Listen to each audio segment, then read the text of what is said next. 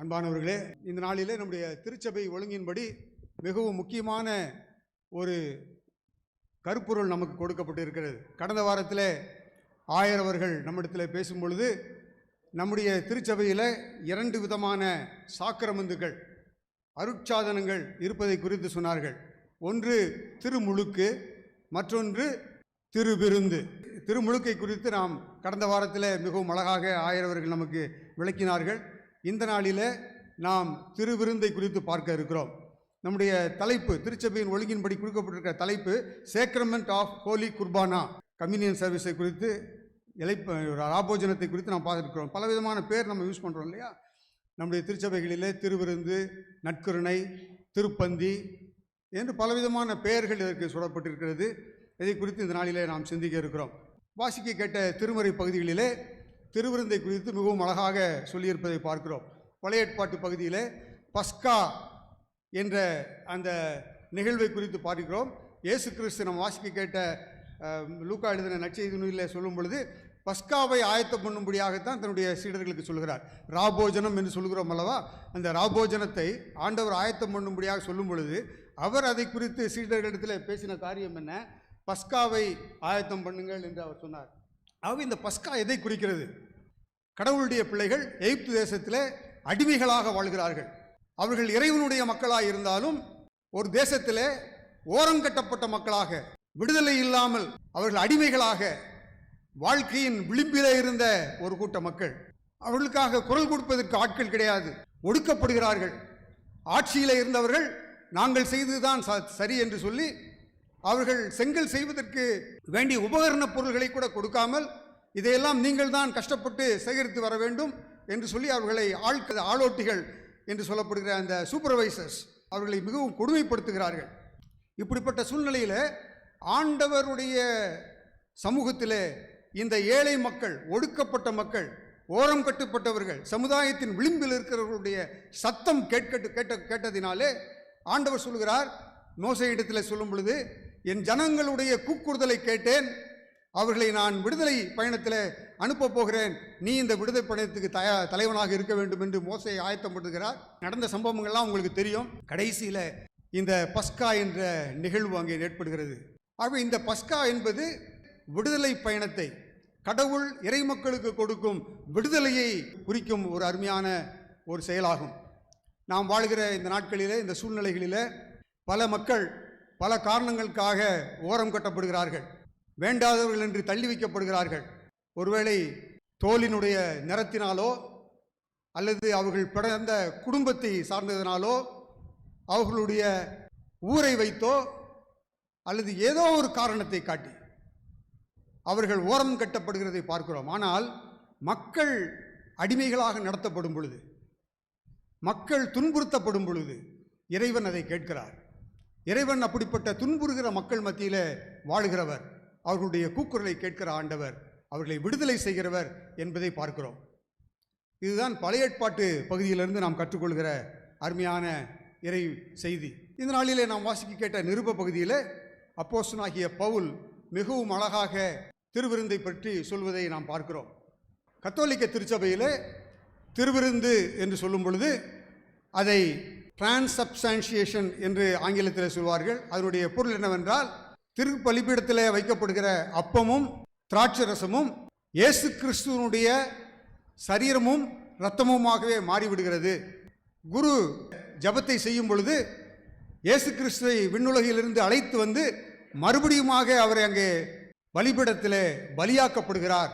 ஆகவே அப்பமும் திராட்சரசமும் இயேசு கிறிஸ்துவனுடைய உண்மையான உடலாகவும் உண்மையான இரத்தமாகவும் மாறிவிடுகிறது என்று அவர்கள் நம்புகிறார்கள். ஆகவேதான் ரோமன் கத்தோலிக்க திருச்சபையிலே மீதியாக இருக்கும் திராட்சரசத்தையோ அல்லது அப்பத்தையோ அவர்கள் குருக்கள் உண்பதில்லை, வேறு யாருக்கும் கொடுப்பதில்லை. அவர்கள் அதை பலிபீடத்திலே வைத்து விடுகிறார்கள். இயேசு கிறிஸ்துவுடைய சரீரமும் இரத்தமும் அங்கே இருக்கிறது என்று நம்புகிறதுனால்தான் அவர்கள் சபைக்குள்ளாக வரும்பொழுது, ஆலயத்துக்குள்ளாக வரும்பொழுது பீடத்தை நோக்கி வணக்கம் செய்கிறார்கள், தலைகளை தாழ்த்தி வணங்குகிறார்கள். நம்மிலும் அப்படி செய்கிறோம், நம்முடைய சபைகளிலும் செய்கிறோம். அது எப்படி தவறு என்பதை நான் உங்களுக்கு சொல்கிறேன். அதன் பிறகு லுத்தரன் திருச்சபையினர் லுத்தரன் திருச்சபையினர் கான்சப்ஸ்டான்ஷியேஷன் என்ற ஒரு கொள்கைப்பாட்டை உடையவர்கள். ரோமன் கத்தோலிக்கர்கள் டிரான்சப்ஸ்டான்ஷியேஷன், லுத்தரன் மார்க்கத்தவர்கள் அவர்கள் சீர்திருத்த சபையினராக இருந்தாலும் கான்சப்ஸ்டான்ஷியேஷன் அல்லது ரியல் பிரசன்ஸ் ஆஃப் கிரைஸ்ட் என்ற கொள்கையை உடையவர்கள். அப்படி என்றால் என்ன? இயேசு கிறிஸ்துவாக அப்பமும் சரி இரத்தமும் மாறவில்லை. ஆனால் இந்த அப்பத்துக்கும் திராட்சரசத்துக்கும் அடியிலே இயேசு கிறிஸ்து இருக்கிறார். ஆகவே அதை உட்கொள்ளும் பொழுது இயேசு கிறிஸ்துவை நம் உள்ளாக ஏற்றுக்கொள்கிறோம் என்று அவர்கள் நம்புகிறார்கள். இது அவர்களுடைய கொள்கை. ஆனால் தென்னிந்திய திருச்சபையில் நாம் இந்த கோட்பாடு உடையவர்கள் அல்ல. உங்கள் அனைவருக்கும் ஒருவேளை தெரிந்திருக்கும், 1947 ஆண்டுக்கு பிறகு இந்திய தேசத்தில் Anglican, Presbyterian, British Methodist, congregational இது போன்ற திருச்சபை பிரிவுகள் கிடையாது. இவைகளெல்லாம் ஒன்று சேர்க்கப்பட்ட ஐக்கியம். உலகத்திலேயே முதலில் இப்படிப்பட்ட வித்தியாசமான கொள்கை உள்ள திருச்சபைகள் எல்லாம் ஒன்று சேர்ந்து உருவாக்கப்பட்ட ஒரு அற்புதமான ஒரு திருச்சபை தென்னிந்திய திருச்சபை. ஆகவே இந்த தென்னிந்திய திருச்சபை எல்லா பிரிவுகளில் உள்ள தேவ மனிதர்கள் கூடி வேதத்தின் அடிப்படையிலே உள்ள சில கருத்துக்களை ஏற்றுக்கொண்டு வேதத்தின்படி அல்லாதவைகளை அவர்கள் விட்டுவிட்டார்கள். நம்முடைய சிஎஸ்ஐ திருச்சபையில் பெரும்பகுதியான அங்கம் வகித்த அந்த நாளிலே அங்கம் வகித்த திருச்சபை ஆங்கிலிக்கன் திருச்சபை. இந்த ஆங்கிலிக்கன் திருச்சபை இந்த ரோம மார்க்கத்தாருடைய கொள்கையையும் லுத்தரன் மார்க்கத்தாருடைய கொள்கை இரண்டையுமே சேர்த்து ஒரு உள்வாங்கிய ஒரு கொள்கை உடையவர்களாக இருந்தார்கள். ஆகவே அவர்களும் அவர்களுடைய ஆராதனைகளில் முன்பாக வரும் பொழுது பீடத்தை பார்த்து தலைகளை தாழ்த்தி வணங்கினார்கள். ஏனென்றால் அவர்களுடைய கொள்கையின்படி இயேசு கிறிஸ்துவனுடைய சரீரமும் இரத்தமும் எங்கே இருக்குது? பீடத்தில் இருக்கிறது. ஆனால் நாம் என்ன விசுவாசிக்கிறோம்? இயேசு கிறிஸ்து எங்கே இருக்கிறார்? இயேசு கிறிஸ்து இந்த பில்டிங்கில் இருக்கிறார்ன்றதை நான் நம்புறது கிடையாது. கடவுள் ஒரு கட்டடத்துக்குள்ளாக அடக்கி விடக்கூடியவர் அல்ல. இயேசு கிறிஸ்து நம்ம எல்லாருக்குள்ளாகவும் இருக்கிறார். அப்படித்தானே? நாம் எங்கெங்கெல்லாம் கூடி வருகிறோமோ அங்கெல்லாம் நம்ம கூட இருப்பார். மரத்தடியில் கூடி வந்தாலும் அங்கேயும் ஆண்டவர் இருப்பார். அது அவருடைய சபையாக மாறிவிடும். எங்கே 2 பேர் 3 பேர் என்னுடைய நாமத்தினாலே கூடி வருவீர்களோ அங்கே நான் உங்கள் மத்தியில் இருப்பேன் என்று சொல்கிறார். கடவுள் இங்கே இருக்கிறார். இந்த பில்டிங்னால அவர் இங்கே இல்லை, நாமெல்லாம் இங்கே இருக்கிறோம் அல்லவா? ஆகவே கடவுள் இங்கே இருக்கிறார். கடவுளுடைய பிள்ளைகளாகிய நம்முடைய இருதயத்திலே கடவுள் வாசிக்கிறார். நாமெல்லாம் கூடி வரும் பொழுது அவருடைய அன்பின் பிரசன்னம் நம்மை நிரப்புகிறது. அதனாலே கடவுள் இருக்கிறாரே ஒழிய ஆலயம் என்ற பெயரிலே நம்ம ஒன்று பெயரை வைத்திருப்பதனாலே ஆண்டவர் இங்கே இருக்கிறார், பீடத்தில் அவருடைய சரீரம் இருக்கிறது, ரத்தம் இருக்கிறது என்றெல்லாம் நினைப்போமானால் தவறு செய்கிறவர்களாக இருக்கிறோம். ஆகவே இதை நாம் திருத்திக் கொள்ள வேண்டும். அருமையான தேவனுடைய பிள்ளைகளே, நம்முடைய திருச்சபை விசுவாசம் என்ன? நாம் இதை நினைவு கூறுதலாக செய்கிறோம். We do this as a remembrance, as an act of remembrance. நாம் வாசிக்க கேட்ட நிருப பகுதியில் 1 கொரிந்தியர் 11வது அதிகாரம் 23 25 வரை உள்ள வசனங்களை நாம் வாசிக்கும் பொழுது, தாம் காட்டி கொடுக்கப்பட்ட அந்த ராத்திரியிலே அப்பத்தை எடுத்து ஸ்தோத்திரம் பண்ணி அதை பிட்டு, நீங்கள் வாங்கி புசியுங்கள், இது உங்களுக்காக பிற்கப்படுகிற என்னுடைய சரீரமாக இருக்கிறது, என்னை நினைவு கூறும்படி இதை செய்யுங்கள் என்று சொன்னார். 25வது வசனத்தினுடைய கடைசி பகுதியில், நீங்கள் இதை பானம் பண்ணும் பொழுதெல்லாம் என்னை நினைவு கூறும்படி இதை செய்யுங்கள் என்று சொன்னார். அவர் ஒரு கத்தியை எடுத்து தன்னுடைய சரீரத்தை வெட்டி ஒரு துண்டை எடுத்து கொடுக்கல. அவர் ஒரு அப்பத்தை பிற்கிறார், பிட்டு சொல்லுகிறார், என்னுடைய சரீரத்துக்கு அடையாளமாக இதை நான் கொடுக்கிறேன், என்னை நினைவு கூறும்படி இதை நீங்கள் செய்யுங்கள் என்று சொல்கிறார். அப்படியே பாத்திரத்தை எடுத்து, இது புது உடன்படிக்கக்கூடிய என்னுடைய இரத்தமாக இருக்கிறது, என்னை நினைவு கூறும்படி இதை செய்யுங்கள் என்று சொல்கிறார். நினைவு கூறுதல் என்று சொன்னால் அது சில காரியங்களை நமக்கு நினைவுக்கு கொண்டு வருகிற காரியம். நம்முடைய சபைகளுக்கு சில விருந்தினர்கள் வரும் பொழுது அவர்களுக்கு நினைவு பரிசு கொடுக்குறோம். பல வருடங்களுக்கு முன்பாக நான் என்எம்எஸ்ல ஜெனரல் செக்ரட்டரியாக இருக்கும் பொழுது நானும் என்னுடைய மனைவியும் கேரளாவுக்கு சென்றிருந்தோம். அங்கே டாக்டர் சர்ச்சின் பென் அப்படின்று ஒரு மருத்துவர் இருக்கிறார், இன்றும் இருக்கிறார். என்எம்எஸ்டைய பொறுப்பாக அவர் செயல்படுகிறார். அவர் எங்கள் இருவருக்கும் அந்த கேரளாவில் இருக்க ஒரு துண்டு ஒன்று போட்டு விட்டுட்டு ஒரு நினைவு பரிசு ஒன்று கொடுத்தார். இன்றைக்கும் அது எங்களுடைய வீட்டில் இருக்கிறது. நீங்கள் எங்கள் வீட்டுக்கு வரும்பொழுது நீங்கள் பார்க்கலாம். வாசலில் வந்த உடனே முதல்ல கண்ணில் அதுதான் படும். ஒரு அழகான ஒரு படகு, அந்த படகை துடுப்பு வலிப்பவர்கள் ஒரு 6 பேர் இந்த பக்கம் 6 பேர் இந்த பக்கம் இருக்கிறது போல் ஒரு அழகான மரத்தினால் செய்யப்பட்ட ஒரு நினைவு பரிசை கொடுத்தார். அவர் கொடுக்கும் பொழுது அவர் எங்களிடத்தில் சொன்னார், இது இங்கே ஓணம் பண்டிகை நாட்களிலே ஒரு படகு போட்டி நடைபெறும். இதை வள்ளம்காளி என்று சொல்கிறார்கள். இது மிகவும் பிரசித்தி பெற்றது. ஆகவே இங்கே வருகிற கனத்துக்குரியவர்களுக்கு இதை நாங்கள் பரிசாக கொடுப்போம், இதை எங்களுடைய நினைவாக பெற்றுக்கொள்ளுங்கள் என்று கொடுத்தார். ஏறக்குறைய 10 வருஷமாக இருக்குது, எங்களுடைய வீட்டில் இருக்கிறது. அதை பார்க்கும் பொழுதெல்லாம் எனக்கு ஞாபகத்துக்கு வருகிறது என்னென்னா, என்எம்எஸ்ல நான் செய்த பணி, கேரளாவுடைய விஜயம், அங்கே நான் சந்தித்த அந்த மனிதர் டாக்டர் சர்ச்சின் பென், அவர் அன்போடு எங்களை கனப்படுத்தி கொடுத்த அந்த பரிசு, இவைகளெல்லாம் என்னுடைய ஞாபகத்துக்கு வரும். ஆனால் ஒரு நாளும் அந்த மாதிரி படகாக மாறல. எடுத்து இன்றைக்கி பயணம் செய்ய முடியாது. ஆனால் அதை பார்க்கும் பொழுது அதை சுற்றி உள்ள அனைத்து மக்களுடைய ஞாபகமும் என்னுடைய நினைவுக்கு வருகிறது. இப்படித்தான் ஆண்டவர் இந்த திருவிருந்தை ஏற்படுத்தி என்னை நினைவு கூறும்படி இதை செய்யுங்கள் என்று சொன்னார். எதையெல்லாம் நாம் நினைவு கூற வேண்டும்? ஆண்டவராகிய இயேசு கிறிஸ்து தன்னுடைய சரீரம் நொறுக்கப்படும்படிக்கு, பிற்கப்படும்படிக்கு சிலுவையிலே உங்களுக்காகவும் எனக்காகவும் தன்னையே விட்டு கொடுத்தார். அவர் சரீரத்தில் இருந்த கடைசி சொட்டு இரத்தமும் உங்களுக்காகவும் எனக்காகவும் உங்களுடைய என்னுடைய பாவங்களை நீக்குவதற்காக அது சிந்தப்பட்டது. இதை நினைவு கூறும் ஒரு அருட்சாதனம் இது. ஆகவே ஒவ்வொரு முறையும் நாம் அங்கே திருப்பந்தியிலே சேர முன்பாக வரும் பொழுது பயபக்தியோடு விசுவாசத்தோடு ஆண்டவருக்கு நன்றி செலுத்துகிறவராக ஆண்டவர் நமக்காக செய்தவைகளை எல்லாம் நினைவு கூற வேண்டும்.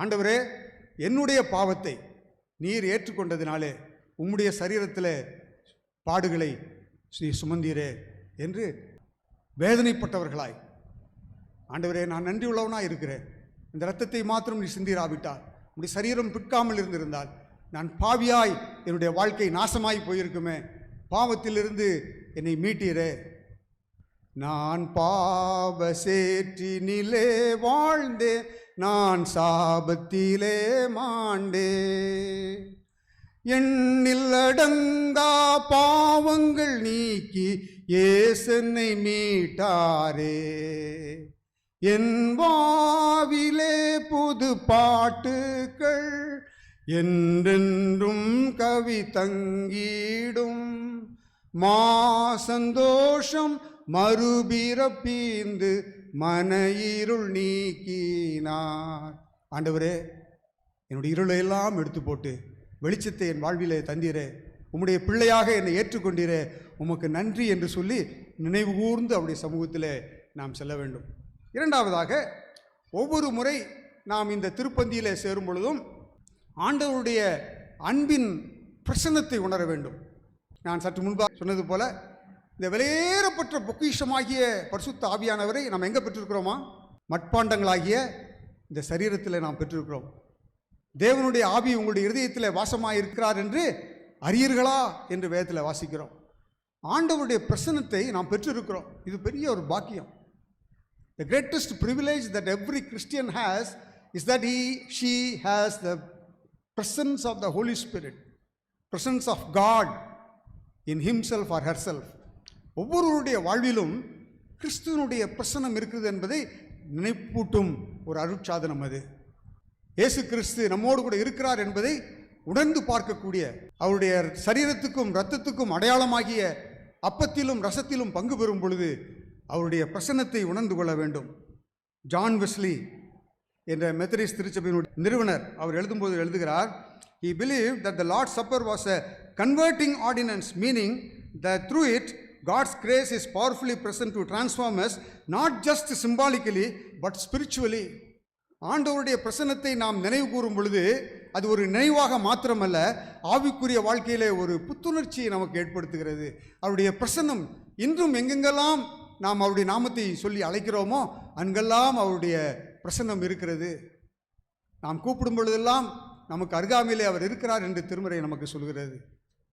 நமக்குள்ளாகவே அவர் வாழ்கிறார் என்று சொல்கிறது. ஆக இந்த அன்பின் பிரசன்னத்தை நாம் உணர்ந்து கொள்வதை இந்த திருவிருந்தி நேரத்தில் நாம் நினைவு கூற வேண்டும். மூன்றாவதாக, திருவிருந்து என்பது ஒற்றுமையின் அடையாளம். The Holy Communion is a sign of unity. ஒற்றுமையின் அடையாளம் அது. பவுலடிகளார் சொல்லுகிறார், 1 கொரிந்தியர் 10வது அதிகாரம் 17வது வசனத்தை வாசித்து பார்ப்பீர்களானால், அந்த ஒரே அப்பத்தில் நாம் எல்லோரும் பங்கு பெறுகிறபடினால் அநேகரான நாம் ஒரே அப்பமும் ஒரே சரீரமுமாய் இருக்கிறோம். எவ்வளவு அற்புதமான அனுபவம் தெரியுமா? இந்த அப்பத்திலே பங்கு பெறும் பொழுது, இந்த ரசத்திலே பங்கு பெறும் பொழுது நாம் எப்படி மாறுகிறோமா? ஒரே சரீரமாக மாறுகிறோம். ஓர் உடலை கொண்டவர்களாக நாம் மாறிவிடுகிறோம். அருமையான தேவனுடைய பிள்ளைகளே, வசனத்தெல்லாம் வாசிக்கிறோம், கேட்குறோம், நம்முடைய வாழ்க்கையில் அதை எவ்வளோ தூரம் அபியாசப்படுத்துகிறோம். எலெக்ஷன் டைமில் பார்த்தா தான் நம்முடைய ட்ரூ கலர்லாம் தெரியும். நம்முடைய உண்மையான சாயமெல்லாம் எலெக்ஷன் டைமில். மற்ற நேரத்துலலாம் நம்ம அழகாக சொல்லுவோம், ஆண்டவருடைய சரீரமாக இருக்கிறோம், ஒரே அப்பமும் ஒரே சரீரமாக இருக்கிறோம். எலெக்ஷன் வரும்போது என் ஆள் உன் ஆள், உன் குரூப்பு என் குரூப்பு. எவ்வளவு வெட்கத்துக்குரிய விஷயம் இல்லையா?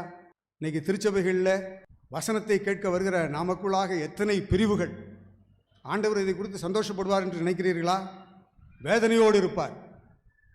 திருச்சபை குறித்து ஆண்டவர் என்று வேதனையோடு இருக்கிறார். நம்முடைய திருச்சபையில் இருக்கிற பிளவுகளை பார்த்து, அசிங்கங்களை பார்த்து, அருவருப்புகளை பார்த்து ஆண்டவர் அங்கலாய்ப்படைகிறார். திருவிருந்து என்பது ஒரு தனிப்பட்ட ஆவிக்குரிய அனுபவம் மாத்திரமல்ல, அது ஒரு சமூக அனுபவம். வியத்தகு சமநிலை உருவாகும் இடம். The table of the Lord is a place of radical equality. ஏதோ பேருக்கு ஞாயிற்றுக்கிழமை உட்கார்ந்து விட்டு ஏதோ ஒரு பிரசங்கத்தை கேட்டு செல்கிறோம் என்பதல்ல. அப்படி வருவதற்கு வராமல் இருந்து விடலாம். ஏதோ என்ன ஞாயிற்றுக்கிழமை தூரம் போகணும் அப்படின்னு சொல்லியிருக்கிறாங்க, ஆலயத்துக்கு சும்மா பேருக்கு சாமி கும்பிட்டு காணிக்கை போட்டு போகிறதுக்கு வராமலே இருக்கலாம். அவங்களுக்கு டைமாவது கொஞ்சம் மிச்சமாகும். ஆலயத்துக்கு வந்தால் வேதத்தின் பிரகாரமாக நம்முடைய வாழ்க்கையை கடவுள் நம்மோடு கூட பேசும் பொழுது மாற்றி அமைத்துக்கொள்ளே வர வேண்டும். இந்த செய்தியை ஆயத்தப்படுத்தும் பொழுது பல நேரங்களிலே நான் நிறுத்தி ஆண்டவரிடத்தில், ஆண்டவரே, என்னுடைய வாழ்க்கையில் இந்த பகுதிகளில் நான் தவறு செய்திருப்பேன், ஆனால் என்னை மன்னியும் என்று அவரிடத்தில் நான் அறிக்கையை செய்து ஒப்புரவாகி தைரியத்தோடு இந்த நாளிலே இந்த வார்த்தைகளை, கடவுள் சொல்லும் வார்த்தையை உங்களோடு கூட நான் சொல்லிக் கொண்டிருக்கிறேன். There is no division between high and low caste, rich and poor, young and old, male or female. The unity calls us to seek reconciliation. கடவுளுடைய பந்தியிலே ஒரே ஒரு அவயமாக மாறும் பொழுது, நான் உயர்ந்த ஜாதிக்காரன், நான் தாழ்ந்த ஜாதிக்காரன், நீ உயர்ந்தவன் நான் தாழ்ந்தவன் என்றெல்லாம் சொல்வதற்கு இடையமே கிடையாது. இவைகளையெல்லாம் குறித்து நாம் பேசுவோமானால், உயர்வு தாழ்வை குறித்து பேசுவோமானால், ஆண் பெண் வித்தியாசத்தை குறித்து பேசுவோமானால், படித்தவர்கள் படியாதவர்கள் என்ற வித்தியாசத்தை குறித்து பேசுவோமானால், பணக்காரர்கள் ஏழைகள் என்ற வித்தியாசத்தோடு பழகுவோமானால், இந்த கம்யூனியனில் தயவு செய்து பங்கு பெறாதீங்க. இது உங்களுக்கு ஆசீர்வாதமாக முடியாது. இந்த காழ்ப்புணர்ச்சிகளோடு, வேதம் விரும்பாத, இறைவனுக்கு பிரியமில்லாத குணாதிசயங்களோடு அதை விட்டுவிடுவதற்கு மனதில்லாமல் இன்னும் ஜாதி வெறியர்களாய், பணத்திமிர் உள்ளவர்களாய், படிப்பு திமிர் உள்ளவர்களாய், சில இடத்தில் சிலருக்கு ஊர் பெருமை, நான் சேலத்துக்காரன், நான் ஈரோட்டுக்காரன், நான் கன்னியாகுமரிக்காரன், நான் திருநெல்வேலிக்காரன், இந்த பெருமைகள் இருக்குமானால் இந்த எல்லாவற்றையும் சிலுவையிலே ஆணி அடைத்து, இன்னைக்கு பந்திக்கு போகிறதுக்கு முன்னால் அதெல்லாம் தூக்கி போட்டு உங்கள் இதயத்திலிருந்து க்ளீன் பண்ணுங்க. க்ளீன் பண்ண முடியாட்டா தயவுசெய்து இந்த பந்தியில் பங்கு பெறாதீங்க. ஏன் பங்கு பெறாதீங்கன்றதை நான் கடைசியில் சொல்கிறேன் உங்களுக்கு. பவுல் அப்போஸ்தலன் இந்த காரியங்களை எல்லாம் சொல்வதற்கு முன்பாக 11ஆம் அதிகாரத்தில் 18ஆம் வசனத்தில் சொல்லும்போது சொல்லுகிறார், உங்களில் பிரிவினைகள் உண்டென்று கேள்விப்படுகிறேன். வேதனையோடு எழுதுகிறார். சும்மா தான் பைபிளில் எதுவுமே எழுதலை. பைபிளை வாசிக்கும் பொழுது அந்த ஹிஸ்டாரிக்கல் கான்டெக்ஸ்ட்லேருந்து வாசிக்கணும். துண்டு துண்டாக வசனத்தை எடுத்து அதற்கு விளக்கம் தேடக்கூடாது. எந்த பின்னணியத்தில் ஏற்பட்டது இந்த திருவிருந்தை குறித்து அவர் சொல்வதற்கு முன்பாக அவர் சொல்லுகிறார், உங்களில் பிரிவினைகள் உண்டென்று கேள்விப்படுகிறேன். வேதனையோடு எழுதுகிறார். இன்றைக்கி நம்முடைய சபையில் பிரிவினை இல்லைன்னு நம்ம சொல்ல முடியுமா? மார்தட்டி சொல்ல முடியுமா? விட்டு கொடுக்குற மனப்பான்மை இருக்குதா? சிந்தித்து பார்க்க ஆண்டவர் நம்மை அழைக்கிறார். ஒவ்வொரு முறை சபைகளில் எலெக்ஷன் நடக்கும் போதும் நான் வேதனையோடு பல காரியங்களை நான் யோசித்து பார்க்கிறது உண்டு. ஏன் திருச்சபைகளில் ரட்சிக்கப்பட்ட மக்கள், கடவுளுக்காக ஊழியம் செய்ய கடவுள் என்னை அழைத்திருக்கிறார் என்று சொல்கிற மக்கள் மாத்திரம் முன்பதாக அவங்களுடைய பேரெல்லாம் குலுக்கி போட்டு ஏன் நம்ம ஒரு 7 பேர் எடுக்கக்கூடாது? எதுக்கு நமக்குள்ள இன்றைக்கி குரூப்பிசம்? எதுக்கு சண்டை? எதுக்கு சச்சரவு? வேதனையான காரியங்கள். ஒரு சாதாரண ஒரு மனிதனாக நான் வேதனைப்பட முடியுமானால் என் ஆண்டவராகிய கடவுள் எவ்வளவு துக்கத்தோடு இருப்பார் என்பதை யோசிக்க பார்க்கணும். ஆண்டவரை துக்கப்படுத்துறதுக்காக ஆலயத்துக்கு வரோம், பதவிக்காக, பெருமைக்காக இப்படிலாம் செய்து கொண்டிருப்போமானால் இந்த பந்தியிலே பங்கு பெறக்கூடாது. அப்படி பண்ணும் பொழுது என்ன நடக்கும் என்பதை திருமறையில் நாம் அங்கே வாசிக்க முடிகிறது. 1 கொரிந்தியர் 11ஆவது அதிகாரத்தில் 28, 29, 30 வசனத்தை நீங்கள் வாசித்து பாருங்கள். எந்த மனுஷனும் தன்னைத்தானே சோதித்தறிந்து இந்த அப்பத்தில் புசித்து இந்த பாத்திரத்தில் பானம் பண்ண கடவன். என்னத்தினானெனில் அபாத்திரமாய் போஜனம் பண்ணுகிறவள் கர்த்தருடைய சரீரம் இன்னதென்று நிதானித்து அறியாததினால் தனக்கு ஆக்கினை தீர்ப்பு வரும்படியாக போஜனம் பண்ணுகிறாள். இந்த திருப்பந்தியில் தகுதி இல்லாமல் பண்ணால் என்ன ஆகுமா? ஆக்கினை தீர்ப்பு வரும். Judgment will come upon you. தேவனுடைய கோபாக்கினை உண்மையில் வரும். விளையாடிட்டு போயிடலாம் நினைக்காதீங்க. நான் நிறைய பேர் வாழ்க்கையை பார்த்துருக்கிறேன். இப்படி ஆலய காரியங்களில் விளையாடினவர்கள், வேதத்தை அற்பமாய் நினைத்தவர்கள், அவருடைய குடும்பங்களெல்லாம் இன்றைக்கி தலைகளாகி நிற்கிறது. பிள்ளைகள்லாம் டைவர்ஸ் ஆகி போய் கிடக்கிறாங்க. குடும்பங்களில் சமாதானம் இல்லை, தற்கொலை பண்ணி கொண்டு இருக்கிறார்கள். இப்படிப்பட்ட காரியங்கள்லாம் குடும்பத்தில் நடக்குது. காரணம் என்ன? கடவுள் கனப்படுத்தப்படவில்லை. நம்முடைய பேருக்காக, பிரஸ்தாபத்துக்காக, பந்தாவுக்காக இன்றைக்கி கோயிலில் பல காரியங்களை செய்து கொண்டு இருக்கிறோம். ஆண்டவர் தெளிவாக அங்கே சொல்கிறார், ஆக்கினை தீர்ப்பு வரும். 30வது வசனத்தில் என்ன போட்டிருக்கு? இது நிமித்தம் உங்களில் அநேகர் வியாதியுள்ளவர்களுமாயிருக்கிறார்கள், அநேகர் நித்திரையும் அடைந்திருக்கிறார்கள். ஜாக்கிரதை. என்னுடைய ஆலோசனை அல்ல, இது வேதம் சொல்லுகிற ஆலோசனை. ஆகவே இந்த பந்தியில் பங்கு பெறும் பொழுது ஒரு மனத்தோடு நாம் பங்குபடுகிறோமா என்பதை நாம் யோசித்து பார்க்க வேண்டும். அது மாத்திரமல்ல, 1 கொரிந்தியர் 11:26 வாசிக்கிறோம், ஆகையால் நீங்கள் இந்த அப்பத்தை புசித்து இந்த பாத்திரத்தில் பானம் பண்ணும் பொழுதெல்லாம் கர்த்தர் வருமளவும் அவருடைய மரணத்தை தெரிவிக்கிறீர்கள். கர்த்தருடைய வருகையை நாம் நினைவு கூறுவதற்காக இந்த பந்தி ஆயத்தப்படுத்தப்பட்டிருக்கிறது. ஆண்டவராய் இயேசு கிறிஸ்து ஒரு நாள் திரும்ப வரப்போகிறார். இந்த உலகத்தில் நம்ம சம்பாதிச்சு வச்ச நம்முடைய பணம் எல்லாம் போயிடும், சம்பாதிச்சு வச்ச நம்முடைய டிகிரி எல்லாம் போயிடும், நம்முடைய அந்தஸ்தெல்லாம் போயிடும், நம்முடைய அழகெல்லாம் போயிடும், எல்லாம் கான். செத்து போன பிறகு ரெவரன் சுரேஷ் ராஜன் என்னை பார்த்து யார் சொன்னாங்க, பாடி எப்போ எடுக்கிறீங்க தான் கேட்பாங்க. அப்படி தானே? ஐயோ செத்து போயிட்டாராம அவர், பாடி எப்போ எடுக்கிறீங்க தான் கேட்பாங்க. அவ்வளோதான் நமக்கு இருக்கிற மரியாதை. இந்த உலகத்தில் ஒரு நாள் நம்முடைய வாழ்க்கை முடியும். ஆனால் நித்தியத்தில் நாம் ஆண்டவரோடு எடுத்துக்கொள்ளப்படும். ஆண்டவராக இயேசு கிறிஸ்து திரும்ப வரப்போகிறார். அவர் உயிரோரையும் மரித்தோரையும் நியாயந்திருக்கும்படியாக மறுபடியும் திரும்ப வருவார் என்று விசுவாச பிரமாணத்தில் நாம் சொல்கிறோம் அல்லவா? வேதத்தில் அப்படி எழுதியிருக்கிறது அல்லவா? 1 தெசலோனிக்கேயர் 4வது அதிகாரத்தில் வாசிக்கிறோம். ஆண்டவராக இயேசு கிறிஸ்து திரும்ப வரப்போகிறார், அவரை சந்திக்க போகிறோம். ஆகவே அதற்கு நம்மை ஆயத்தப்படுத்தி கொள்ளும் ஒரு அனுபவம் தான் இந்த திருவிருந்து ஆராதனை. இது ஒரு நினைவின் அருட்சாதனம், இது ஆண்டவருடைய பிரசன்னத்தை உணரும் ஒரு அருட்சாதனம், இது ஒரு ஒற்றுமையின் அருட்சாதனம், இது பரலோக விருந்திற்கு முன்னோட்டமான ஒரு அருட்சாதனம். இந்த அருட்சாதனத்தை நாம் சரியாக பயன்படுத்தாவிட்டால், சரியாக நாம் இதில் பங்கு பெறாவிட்டால், ஆண்டவருடைய ஆசீர்வாதத்தை பெற்றுக்கொள்வதை காட்டிலும் ஆக்கினை தீர்ப்பு நம்ம மேல் வரும் என்பதாக திருமறை நமக்கு சொல்கிறது. ஆகவே நம்மை தாமே நிதானித்து அறிவோமாக சோதித்து பார்ப்போம். ஆண்டவர் நமக்கு உதவி செய்வாராக.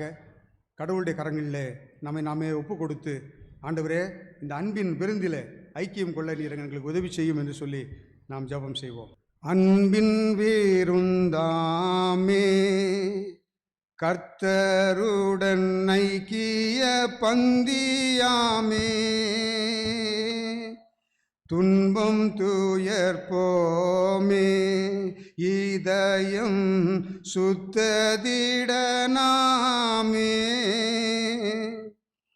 இன்பம் மிகும் தேவ அன்பின் விருந்துக்கு ஏது தாமதமும் இல்லாதி போதேவா, கர்த்தரின் பந்தியில் வா. சகோதரனே